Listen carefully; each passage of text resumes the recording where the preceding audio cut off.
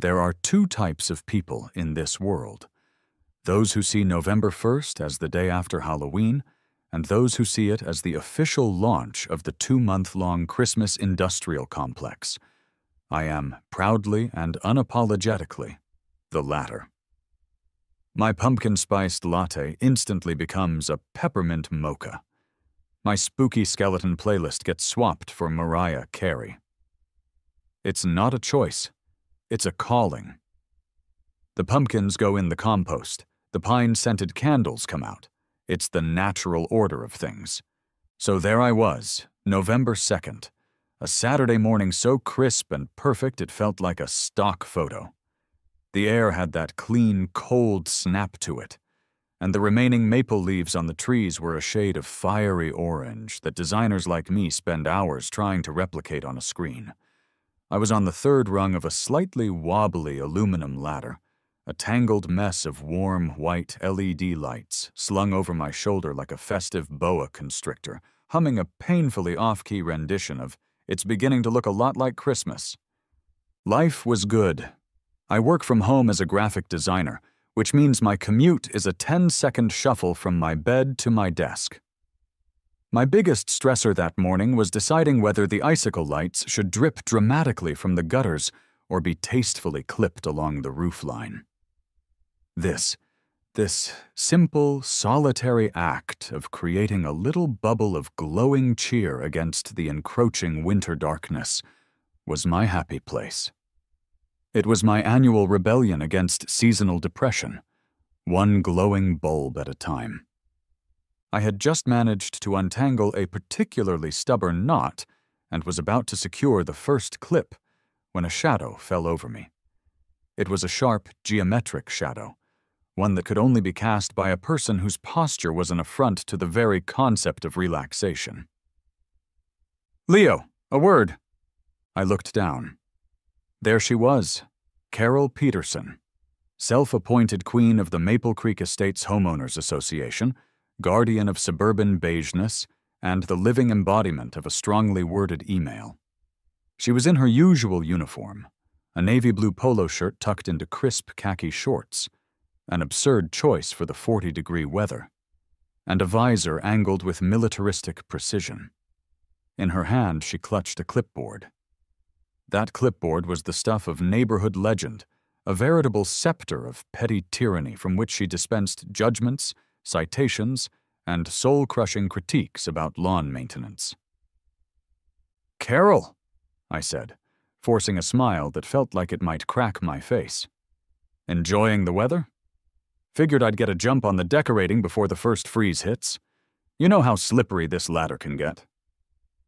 She didn't return the smile. Her lips formed a thin, bloodless line. "A jump is one thing, Leo. This is a full-on seasonal assault." She tapped a perfectly manicured finger on her clipboard.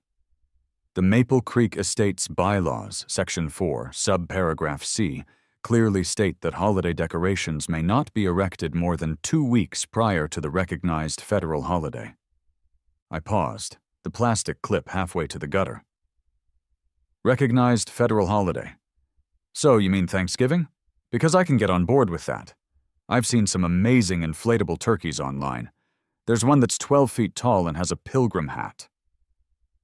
A muscle in her jaw twitched. "Thanksgiving decorations, such as gourds or cornucopias, are permissible from the 1st of November. Christmas lights," she said, her voice dripping with the kind of disdain usually reserved for active biohazards, "are not. It disrupts the autumnal aesthetic of the neighborhood." I glanced around. The autumnal aesthetic she was so fiercely protecting currently consisted of my next-door neighbor's deflating ghost, which had slumped over his porch railing in what looked like a drunken stupor, and a smattering of rotting pumpkin carcasses dotting the lawns up and down the street. Right, the aesthetic. Wouldn't want to ruin this pristine fall landscape with a bit of premature cheer. "Precisely," she said, completely missing the sarcasm. "You have 24 hours to take them down. After that, an official violation notice will be issued, along with a $50 fine for each subsequent day of non-compliance." She didn't wait for a response. She simply turned, her sensible white sneakers squeaking on the pavement, and marched back to her taupe-colored colonial, the victor of a battle I didn't even know I was fighting. I stood on that ladder for a full minute, the cold metal seeping into my shins, feeling a rage so pure and petty it was almost sublime. This wasn't about the lights. It was about control. It was about her relentless quest to sand down every interesting edge of our neighborhood until it was nothing but a smooth, monotonous expanse of acceptable shades of gray. Defeated, I spent the next hour untangling and then retangling the lights as I shoved them back into their dusty cardboard box. The festive joy had evaporated, replaced by a bitter, simmering resentment. I retreated inside, made a cup of tea, and sat at my computer, stewing. Out of pure spite, I pulled up the Maple Creek Estate's digital bylaws, a document so dense with legalese and mundane restrictions it could be used as a sleep aid. I scrolled down to Section 4, subparagraph C. There it was, in black and white. Holiday decorations may not be erected more than 2 weeks prior to the recognized holiday. The wording bounced around in my head. The recognized holiday. Not Christmas, not a federal holiday. Just the holiday. The assumption was obvious, but assumptions, as any designer knows, are where the most interesting creative opportunities lie. What if the holiday I was celebrating wasn't Christmas? A slow, mischievous grin spread across my face. My fingers flew to the keyboard, opening a new tab. My anger wasn't gone, but it was changing, morphing from a useless, fiery ball of rage into the cold, clean fuel of a truly brilliant, monumentally stupid idea.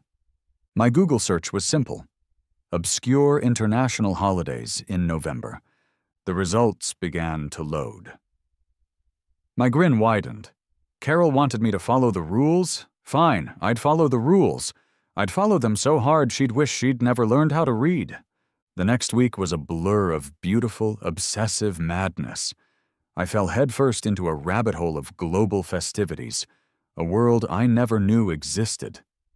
While my neighbors were raking leaves and planning their Thanksgiving menus, I was deep diving into the cultural significance of Bhutan's blessed rainy day and the historical roots of the Night of the Radishes in Oaxaca, Mexico. My search history looked like the fever dream of a world traveler with a severe case of ADHD. I created a spreadsheet. It was a thing of beauty, color-coded by continent, with columns for date, theme, decoration potential, and, most importantly, potential for Carol annoyance level, rated on a scale of 1 to 10. This was no longer a whim. It was a project. It was Operation Malicious Compliance. But I knew I couldn't do it alone. I needed a co-conspirator, a technical advisor, a man whose cynicism was matched only by his love for chaos. I needed my best friend, Dave. I called him that Friday night, pacing around my living room.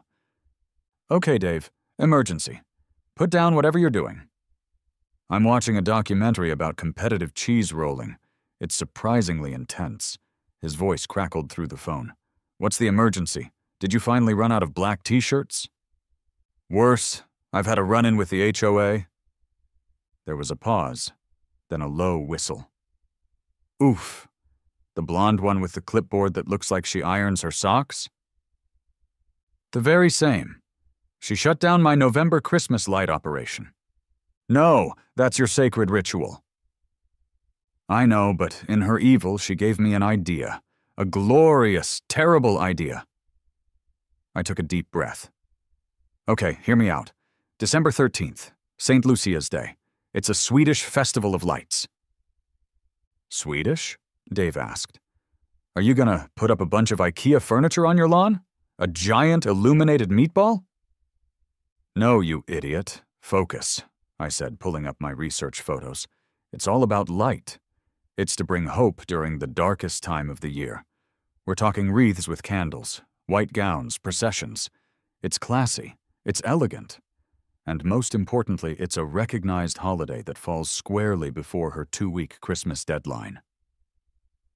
There was a long silence on the other end of the line. I could almost hear the gears turning in his engineering brain. "Leo," he finally said, his voice filled with a reverence I hadn't heard since he described the torque specs on his new impact driver. "This is the most beautifully petty thing you have ever conceived. I'm in. I've got a soldering iron, a questionable grasp of electrical engineering, and a deep-seated resentment for arbitrary authority. Let's do this." And so, Operation Stockholm Syndrome was born. We spent the next 2 weeks plotting. Dave handled the technicals, designing custom mounts for the window stars and figuring out how to run low-voltage wiring without electrocuting ourselves. I handled the aesthetics, sourcing materials and planning the layout. On December 1st, we struck. We didn't put up a single Christmas light.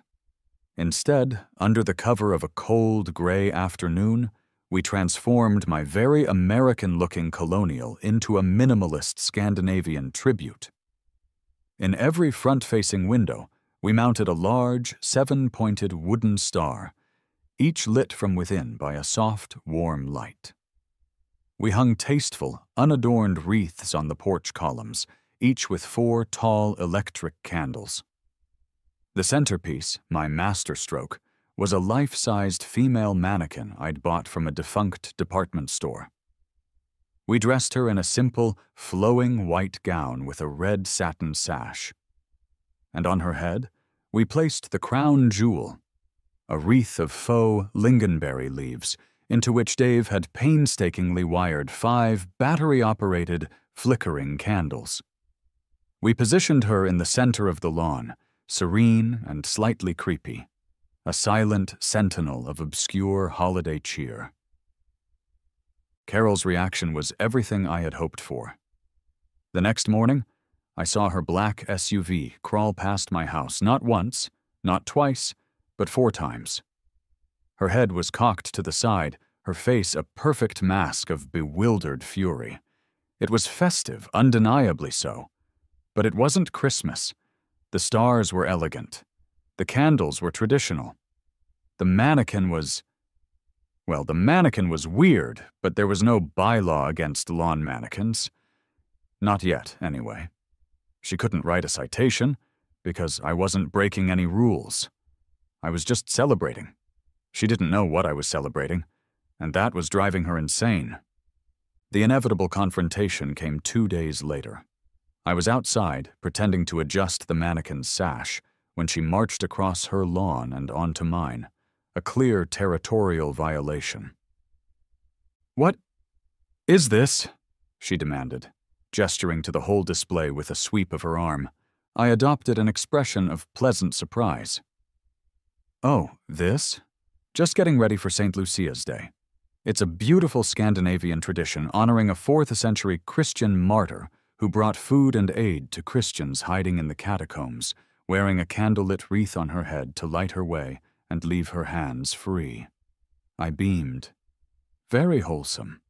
Very in keeping with the spirit of the season, don't you think? She stared at the mannequin, then at me.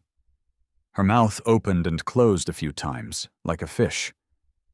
"But it's not Christmas." "Exactly," I said with a cheerful clap of my hands. "That would be against the rules until the 10th. I'm a rule follower, Carol. You taught me that." She didn't have a response. She was checkmated. Her rule book, her sacred text, had been used against her. She sputtered something about community standards and retreated, her face a delightful shade of crimson that clashed horribly with her polo shirt. A few days later, the first official letter from the HOA arrived. It was printed on thick, intimidating cardstock. It didn't mention a specific violation, but contained vague, threatening language about non-traditional displays and their potential negative impact on collective property values. It also requested I submit a display and celebration proposal form for any future decorations. I bought a cheap frame from a craft store, mounted the letter, and hung it in my office. It wasn't a citation. It was a trophy. The first battle in the war on beige had been won. Having made my point, I decided a strategic retreat was in order. I wanted to lull Carol into a false sense of security, to make her think my little Swedish rebellion was a one-time fluke. On December 10th, exactly 2 weeks before Christmas, I took down St. Lucia and her starry entourage. The next day, the classic Carol-approved Christmas lights went up. They were tasteful, warm white, and utterly compliant. I even synchronized their timer with my immediate neighbors. From the street, my house looked like every other house. Pleasant, predictable, and boring. I saw Carol during her morning power walk a few days later. She gave me a tight, triumphant little nod, the kind a general gives after quashing a minor uprising. I nodded back, my face a mask of polite submission. She thought she had won. She thought she had broken my spirit. She had no idea that my spreadsheet for the coming year was already filled with a glorious panoply of global weirdness. January was a month of quiet. I let the neighborhood settle back into its post-holiday slumber. The lights came down promptly on January 2nd. The lawn was clear. My house was, for all intents and purposes, invisible again. I could feel the collective sigh of relief from the HOA board. Then came February 3rd, Setsubun. Setsubun is the Japanese festival that marks the beginning of spring in the old lunar calendar. And, more importantly for my purposes, it involves driving out the evil spirits of the previous year. How do you do that? By throwing roasted soybeans and wearing terrifying demon masks. It was perfect. This time I didn't need Dave's engineering skills, just my own design sensibilities and a credit card. I ordered 2 large, magnificently fierce-looking Oni masks online. They were molded from thick papier-mâché, painted a furious red, with wild black hair, bulging golden eyes, and long, menacing fangs. I hung one on either side of my front door, where my neighbors usually hung folksy welcome signs or decorative wreaths. Next, I built a simple wooden stand for my front lawn. It was a large open box, a masu, traditionally used for measuring rice. I painted it and stenciled a simple phrase on the front in bold, black letters. Gui Hawaii, Fuhane. Below it, in a friendly, legible script, I added the translation. Oni wa soto, fuku wa uchi.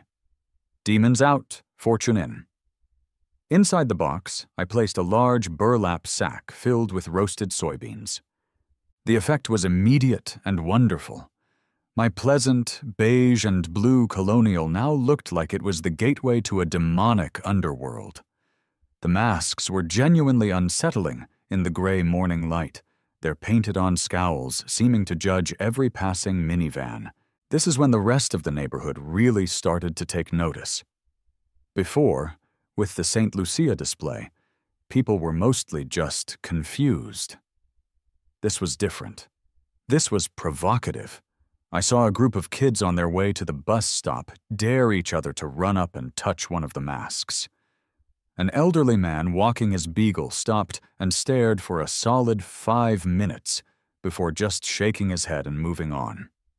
It was during this week that I officially met Maya.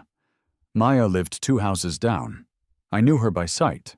Dark, wavy hair usually pulled back in a ponytail, a friendly smile, and a perpetually mud-splattered Subaru that suggested a life far more interesting than our subdivision. I was out on my porch topping up the bean supply when she walked over from her driveway, a wide, amused grin on her face. "Okay, I have to ask," she said, leaning against my porch railing. She was wearing scrubs with little cartoon puppies on them. Last month it was the Swedish candle lady, which was weird but kind of pretty. Now it's angry red demon faces and a box of beans. What's the deal? "It's Setsubun," I announced proudly. "It's a Japanese tradition. We're driving out the evil spirits of the old year to make way for the new one. You're supposed to throw soybeans at the demons." I grabbed a handful. "Go on, give it a try. It's very therapeutic." She laughed, a real throaty laugh that was a welcome sound in the usually quiet street. "Does it work on HOA presidents?" I grinned back at her. It was the first time I'd felt a real connection with anyone in this neighborhood beyond a polite wave. "That's the beta test. I figure if it can scare her off, it can handle any lesser demons that might be lurking around." I held out the handful of soybeans. "Want some ammo?" "You know what? I do," she said, taking a few. "I'm a veterinarian, by the way. Maya?" "Leo, graphic designer." "I figured," she said, glancing at the carefully painted sign. "Your kerning is excellent. So, what's on the docket for March?" "That's classified," I said with a wink. "A good general never reveals his next move." Our conversation was interrupted by the sight of Carol's SUV making its third pass of the morning. Maya just rolled her eyes. "She's going to have an aneurysm. You know that, right?" "One can hope," I said, and we both laughed. Carol was indeed having an aneurysm, a metaphorical one, at least. My demonic display was a direct assault on her sensibilities. It wasn't tasteful, it wasn't seasonal, it wasn't, in her narrow worldview, American. It was just weird. She called a special HOA meeting via a mass email chain titled Urgent, regarding culturally inappropriate and aggressive lawn displays. I attended, of course, sitting in the back of the community clubhouse with a serene smile on my face. Carol presented a slideshow. It featured pictures of my house, taken from multiple angles, like evidence at a crime scene. She spoke of maintaining a cohesive neighborhood identity and protecting our shared aesthetic values. But she had a problem.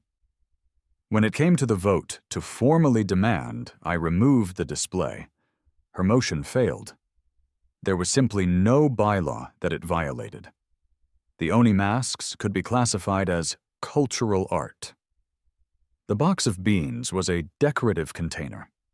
A few of the younger families on the board, emboldened by my rebellion and tired of Carol's iron-fisted rule, actually spoke up in my defense, arguing for diversity and personal expression. Carol was outmaneuvered. The meeting was a disaster for her. The seeds of dissent against her regime had been sown, and I had thrown the beans. After the victory at the HOA meeting, I decided to give the neighborhood, and Carol's blood pressure, a month off. I took down the Oni masks at the end of February and let March be a quiet, decoration-free month. The calm was deceptive. It was the quiet before the storm, or in this case, the monsoon. While the neighborhood was enjoying the first tentative signs of spring, I was in my office, plotting my most ambitious, most logistically complex project yet. I was going to celebrate Songkran. Songkran, the Thai New Year, is a nationwide water fight. It's a festival of cleansing, renewal, and joy, where people take to the streets with buckets, hoses, and water guns to douse each other in a massive, good-natured celebration. It was perfect. It was interactive. It was joyous, and it was guaranteed to short-circuit Carol's brain. But this required more than just props from the internet. This required infrastructure. This required a professional. I looked up local landscaping and irrigation companies. I found one with decent reviews called Sal's Sprinklers and Sod. It sounded perfect. I dialed the number. A gruff voice answered on the second ring. "Sal's." "Hi, Sal," I began, trying to sound as normal and non-insane as possible. "My name is Leo Maxwell. I live over in Maple Creek Estates, and I have a unique irrigation project I was hoping to get a quote on." "Unique, huh?" Sal grunted. "Kid, I've been in this business 30 years. I've seen it all. Just tell me what you need. Drip line for your petunias? French drain for a swampy backyard? Lay it on me." "Okay, I took a deep breath. So I want a temporary sprinkler system installed on my front lawn, but I need the sprinkler heads pointing outwards, towards the street and the sidewalk. There was a long, heavy silence on the line. I could hear what sounded like a sports talk radio show in the background. Outwards? Sal finally repeated, his voice laced with suspicion. Yeah, and not like lawn sprinklers that go check-k, ch-k. I'm thinking more like festive misters, a sort of goodwill splash zone, if you will. It's for a holiday celebration, Songkran. It's a Thai water festival. The silence this time was even longer.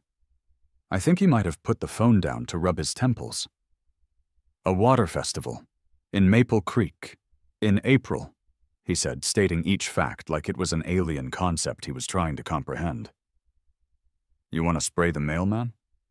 No, nothing aggressive, I quickly clarified. It's symbolic, gentle, a symbolic washing away of bad luck for anyone who passes by. It should be refreshing. Refreshing, he echoed, his tone completely flat. Look, kid, my guys can run the pipes. It's your money. I'll charge you time and materials, plus a 20% what the hell is this fee. But you sure you don't want me to just, I don't know, fertilize your lawn? Fix that patchy spot near the driveway? The patchy spot can wait, I said with grim determination. The spiritual cleansing of the neighborhood cannot. Sal sighed, a sound heavy with the weight of all the strange requests he'd ever fielded. All right, pal. I'll come by tomorrow. I gotta see this for myself. Sal, in person, was exactly as I'd pictured him. A stout man in his late 50s with a perpetual squint and hands like catcher's mitts. He walked around my lawn, kicking at the turf, while I explained my vision. He just shook his head slowly the entire time, but true to his word, he gave me a quote. The "what the hell is this" fee was real. I paid it without question. 2 days later, his bewildered crew installed a network of thin PVC pipes, cleverly hidden at the edge of my lawn, with a dozen small, misting nozzles aimed at the public sidewalk. For decoration, I added strings of colorful flags and a few small, tasteful statues of elephants I'd placed in the flower beds. On April 13th, the first day of Songkran, I turned it on. It was perfect. A fine, gentle mist billowed out over the sidewalk, catching the morning sun and creating a faint rainbow. It was just enough to be noticeable, but not enough to actually get anyone wet unless they stood in it for a full minute. It took Carol exactly 45 minutes to notice. Her predictable response was not to come talk to me, but to call the police. I was in my kitchen making coffee when I saw the cruiser pull up. I walked outside, a friendly, non-threatening smile plastered on my face. 2 officers got out. They were both young, professional, and looked profoundly tired. "Good morning, officers. Happy Songkran," I chirped. The first officer, whose name tag read Miller, gestured vaguely at the mist. "Sir, we got a call about, a large amount of water being sprayed on the sidewalk." "Ah, yes. It's the Thai New Year," I explained, launching into the same spiel I'd given Carol and Sal. A celebration of renewal and purification. The water is a symbolic washing away of bad luck. Isn't it lovely? The second officer, Rodriguez, stepped onto the sidewalk holding his hand out. He looked at the few droplets that collected on his palm, then looked back at me. "It's not exactly a flood, is it? Is the sidewalk slippery?" "Not at all," I said. "I tested it myself. It's more of a gentle baptism, really. Very refreshing on a warm spring day." I could see the corner of his mouth twitch. He was fighting a smile. Officer Miller spoke into his radio, his voice a monotone of pure officialdom. "Responding to a public nuisance call. It's a holiday-themed lawn, mister. No public hazard detected." He turned to me. "Sir, As long as no one slips and the water isn't hitting cars, you're not breaking any laws. Just be mindful." "Will do, officer. Thank you for your service," I said respectfully. They tipped their hats and got back in their car. As they drove away, I saw them both share a laugh. I looked across the street. Carol was standing on her porch, arms crossed, her face a thundercloud of impotent rage. Phase 3 was a splashing success. The Songkran Meisters ran for 3 blissful, misty days. Carol's call to the police had backfired spectacularly. Not only was I not breaking the law, but the story of the holiday-themed lawn mister had spread. I became a minor local legend. People I'd never spoken to would give me a thumbs up as they walked past. Some kids even rode their bikes back and forth through the mist, laughing. But I knew the peace wouldn't last. Carol was not a person who accepted defeat. She retreated, regrouped, and came back with a different weapon: the bureaucracy of the HOA. A week after Songkran, a thick envelope appeared in my mailbox. It wasn't a single letter. It was a fusillade of them. 3 separate violation notices, each with a corresponding fine. The first was for unapproved landscaping alterations, citing the small holes Sal's team had dug for the PVC pipes. Fine, $100. The second was for improper residential water usage, a bylaw so vague it could apply to washing your car. Fine, $75. The third, my personal favorite, was for creating a public nuisance, citing Officer Miller's visit as proof that my display had disturbed the peace of the community. Fine, $150. This was a declaration of war. My amusement, which had been the primary fuel for this endeavor, instantly curdled into pure, righteous indignation. This wasn't about a joke anymore. This was a shakedown. This was Carol using the HOA's coffers to bully me into submission. It was a fight for my fundamental right to be weird. I paid the fines. It was a tactical decision. I didn't want to get bogged down in a legal fight. Instead, I would reinvest that money, and more, into my next project. If she wanted to escalate, fine. We'd escalate. My next holiday needed to be bigger. It needed to be more audacious. It needed to be, in some small way, chaotic. I went back to my spreadsheet, scrolling past holidays involving flowers, food, or quiet reflection. I needed something with action. And that's when I remembered Dave's documentary, Cooper's Hill Cheese Rolling and Wake, a real insane event in Gloucestershire, England, where hundreds of people chase a 9-pound wheel of double Gloucester cheese down a perilously steep hill. It was absurd, it was participatory, and it was perfect. I couldn't exactly get a wheel of double Gloucester, nor did I have a death-defyingly steep hill. But I had a front lawn with a gentle slope, and a friend with a pickup truck. I called Dave. Operation Big Cheese is a go. We spent a Saturday building it. We bought lumber and a large square of outdoor turf. We constructed a ramp. It wasn't huge, maybe 10 feet long and 4 feet high at its peak, but on the flat, manicured expanse of my lawn, it looked like a miniature ski jump.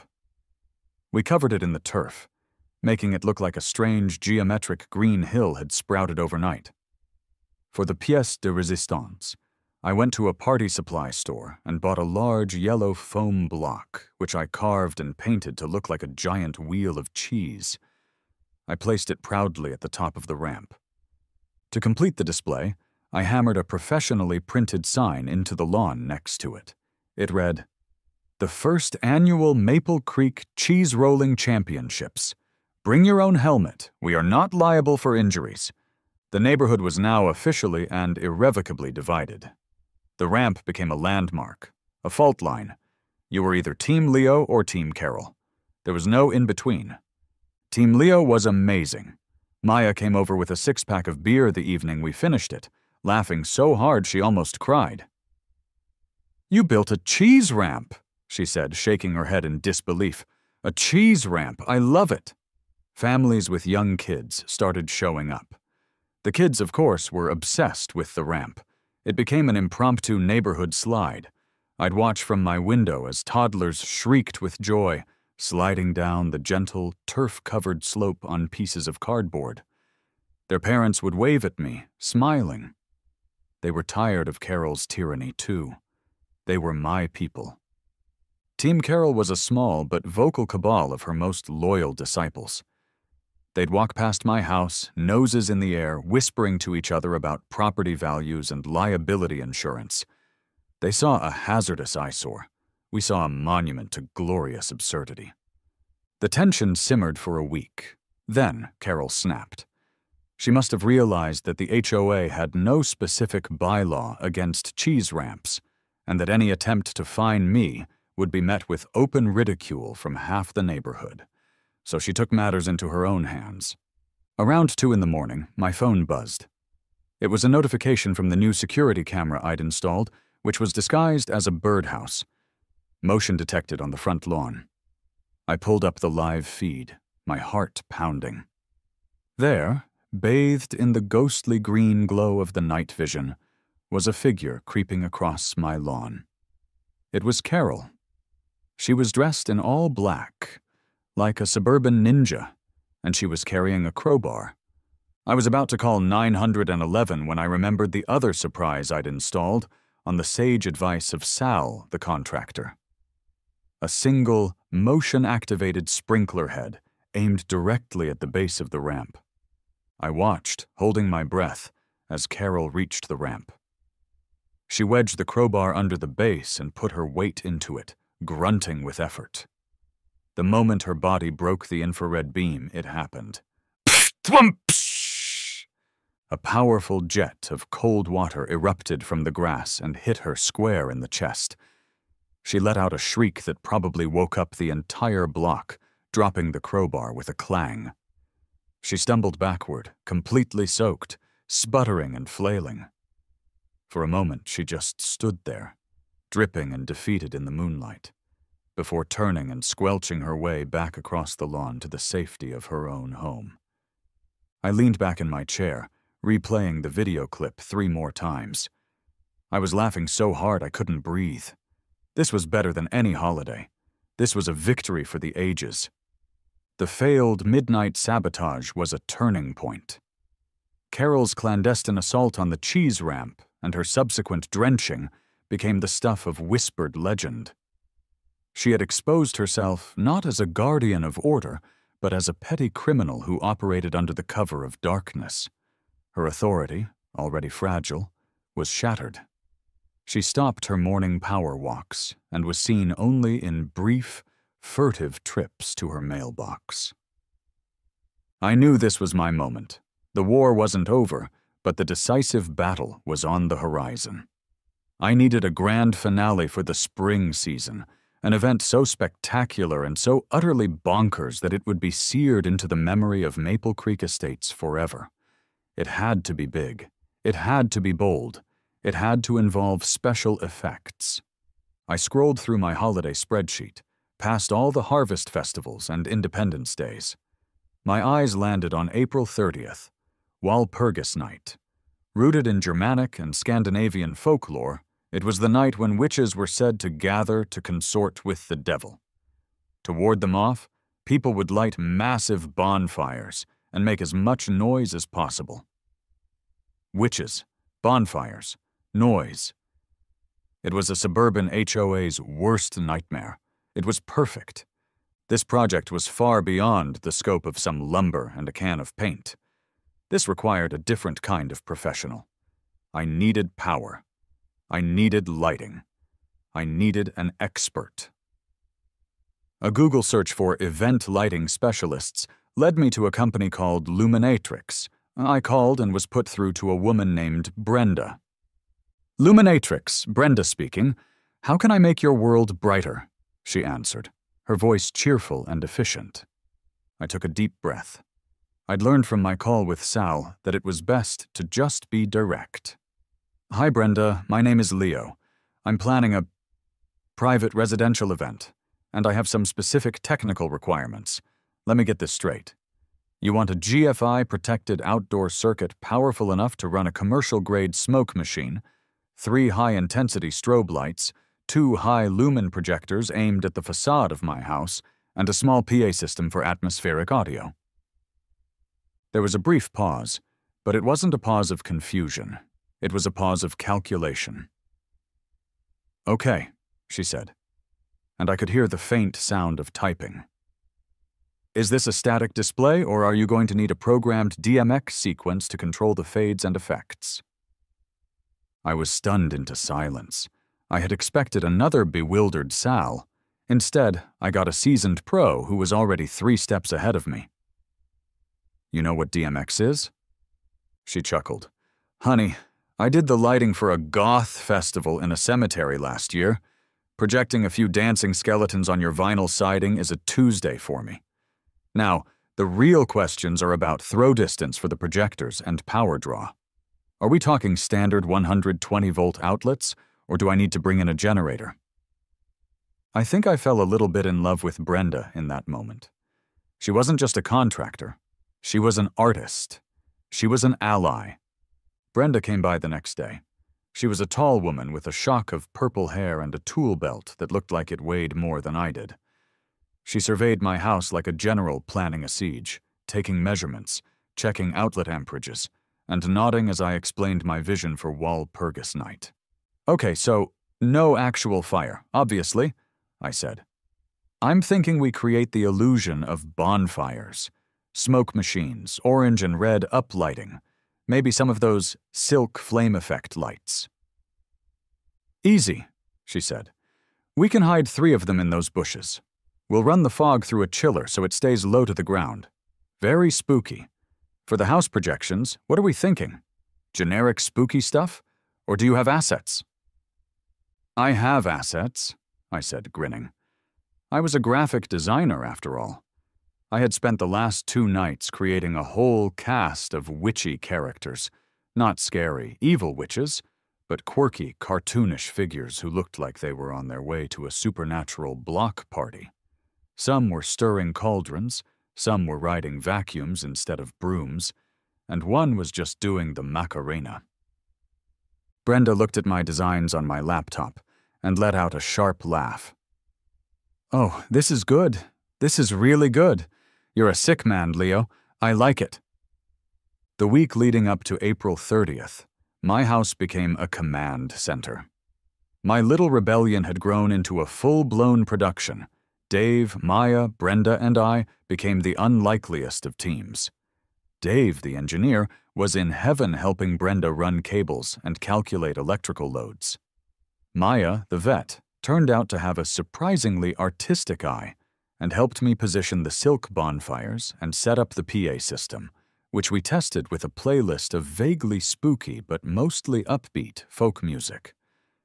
Brenda was our unflappable director, orchestrating the entire technical setup with a calm, professional confidence that was both inspiring and slightly terrifying. We worked mostly in the evenings. The neighbors watched with a mixture of excitement and trepidation. They could see something big was happening. Lights were being mounted.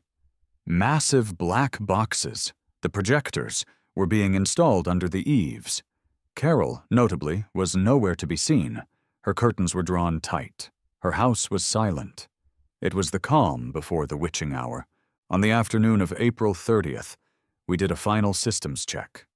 Everything was in place. The smoke machines were full, the projectors were calibrated, the playlist was set.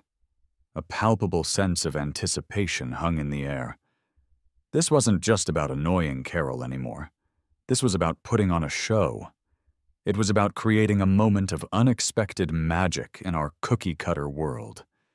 It was about celebrating the fact that, sometimes, the best way to fight back against rigid, joyless order is with a little bit of well-lit, professionally executed chaos. As the sun began to set, casting long shadows across the perfectly manicured lawns of Maple Creek Estates, I stood before a single, large breaker switch that Brenda had installed. This was it, the magnum opus.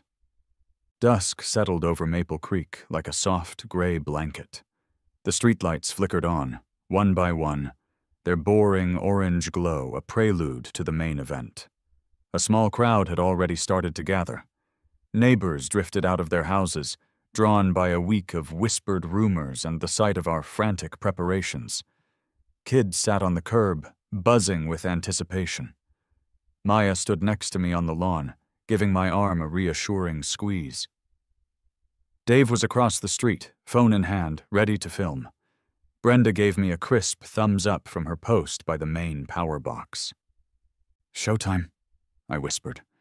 I took a deep, theatrical breath and flipped the master switch. For a heartbeat, nothing happened.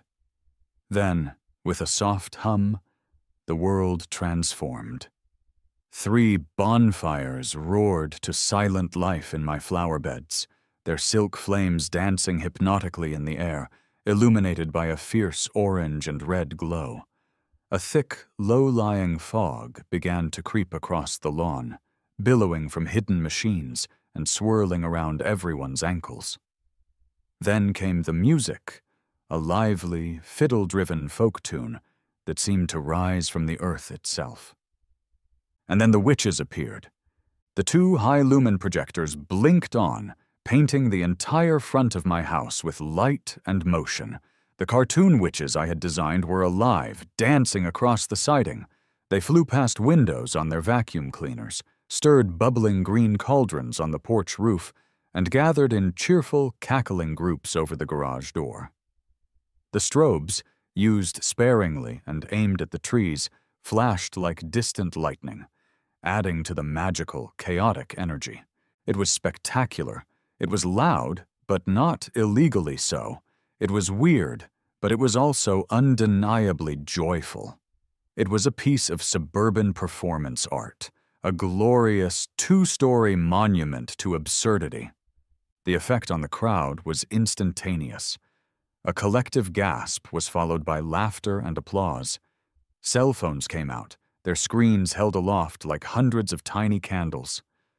The kids went wild, chasing the swirling fog and pointing at their favorite witches. The block party I had inadvertently started with the cheese ramp was now official. People were mingling, laughing. Mr. Henderson from 4 doors down was explaining the origins of Walpurgis Night to the young couple who had just moved in. It was a community, alive and vibrant under the flickering glow of my ridiculous, wonderful display. And then, through the joyful crowd, she came. Carol. She moved through the people like a shark through a school of fish, her face a mask of pure, unadulterated fury. She was back in uniform, khakis, polo shirt, clipboard. She marched into the middle of my lawn, right into the thickest part of the fog, and planted her feet. "This is a disgrace!" she shrieked, her voice cracking with rage. "A public nuisance! It's a violation of decency!" But this time no one was listening. The music was too loud. The spectacle was too mesmerizing. She was just a crazy lady yelling in a fog machine cloud. A few people glanced at her, rolled their eyes, and went back to watching the show. She had lost the crowd. She had no power here. In a final, desperate act of a fallen tyrant, she pulled out her phone. "That's it! I'm calling the police! There is an illegal bonfire! This is a fire hazard!" 10 minutes later, a cruiser pulled up, its flashing blue and red lights adding an unintended new layer to my lighting design. It was Officers Miller and Rodriguez. They got out of the car with an air of profound, bone-deep weariness. Carol rushed to meet them, pointing a trembling finger at one of the silk flame effects. "There, officer! An illegal open flame! A clear violation of city ordinances!" Officer Miller walked over to the bonfire. He leaned down, waved his hand through the flickering silk, and then looked back at Carol, his face completely deadpan. "Ma'am, that's a light fixture, some orange fabric, and a fan. My kid has one in his dragon-themed bedroom." "It's the implication of fire!" Carol screeched, her voice now dangerously high-pitched. "It's a public nuisance. It's disturbing the peace." And that's when the final nail was hammered into her coffin. It didn't come from me, or Maya, or Dave. It came from Mr. Henderson, the quiet, retired accountant who had, until tonight, been a neutral party in the conflict. He stepped forward, his voice calm but clear, easily cutting through the din. "Speaking of nuisances and ordinances, Carol," he began, adjusting his glasses. "Isn't that an unapproved garden shed in your backyard? I was looking over the bylaws myself this afternoon. Section 8, subparagraph F, states that all outbuildings over 50 square feet require board approval. Yours looks to be at least 80. A stunned silence fell over the immediate area. The crowd turned as one to stare at Carol. Her face went from red to a pasty white. "And that retaining wall you had built last summer?" Another neighbor chimed in, suddenly emboldened. "Did you get a permit for that? Because anything over 3 feet requires a city permit." It was an avalanche. A dam of resentment had broken. Suddenly, a half-dozen other people were voicing their own long-suppressed grievances about Carol's hypocritical enforcement of the rules. Her overgrown hedge, her constantly barking dog, the RV her brother-in-law parked on the street for a week last summer. Carol stood there, exposed and humiliated, her clipboard hanging uselessly at her side. Her reign of terror, built on the flimsy foundation of rules she herself did not follow, had crumbled to dust in a matter of seconds. Without another word, she turned and fled, disappearing into the darkness of her perfectly manicured, yet rule-violating property. The crowd erupted in a spontaneous cheer. The witches danced on. With Carol's retreat, the last bit of tension evaporated from the night air, replaced by the giddy energy of a successful revolution. The Walpurgis night display ran for another hour, the soundtrack to an impromptu block party that was, by far, the most social event in the history of Maple Creek Estates. People who had lived on the same street for a decade were introducing themselves for the first time. Kids were trading theories on what holiday I would do next. I saw Dave high-fiving Mr. Henderson. When the time came, I powered everything down. The witches vanished, the bonfires died, and the fog dissipated, leaving only the quiet hum of the streetlights and the happy chatter of a neighborhood rediscovering itself. A few neighbors helped me and Maya start coiling cables and carrying in the smaller props. There was an easy camaraderie, a sense of shared victory. We weren't just residents anymore. We were a community. After everyone had drifted back to their own homes, Maya and I were left standing on the quiet lawn. The air was cool and smelled of fog machine fluid and freshly cut grass. "Well," she said, a tired, happy smile on her face, "that was something." "You think it was too much?" I asked, only half joking. She laughed and bumped her shoulder against mine. "It was exactly the right amount of too much. You know, for a guy who started a war over some Christmas lights, you throw a pretty good party." "It takes a village," I said, looking around at the peaceful street. "Or, you know, a vet, an engineer, and a lighting tech with purple hair." "So," she said, her voice a little softer now. "The war is over. The evil queen has been vanquished. What's the hero going to do next?" I looked at her. In the soft glow of the porch light, I could see the genuine warmth in her eyes. This whole ridiculous affair had started as a solitary, petty act of rebellion, but somewhere along the way, thanks in no small part to her, it had become something more. "I was thinking," I said, my voice suddenly feeling a little shaky, "that the hero might ask the cool veterinarian next door if she'd like to get some dinner this week, at a real restaurant. No beans or cheese ramps involved." Her smile widened. "I think the cool veterinarian would like that very much." The days that followed were surprisingly peaceful. The next morning, I received a slew of emails. The first was a short, formal message from the HOA. It was from a new acting president, a young dad from down the street, informing me that at an emergency session, the board had voted to formally rescind all of my outstanding fines and to undertake a full review of the community's bylaws. There was no mention of Carol. It was as if she had been erased from history. The other emails were from my neighbors. They were full of thanks and praise for the Walpurgis night spectacle. But they all ended with the same question, in one form or another. So, what are you planning for May?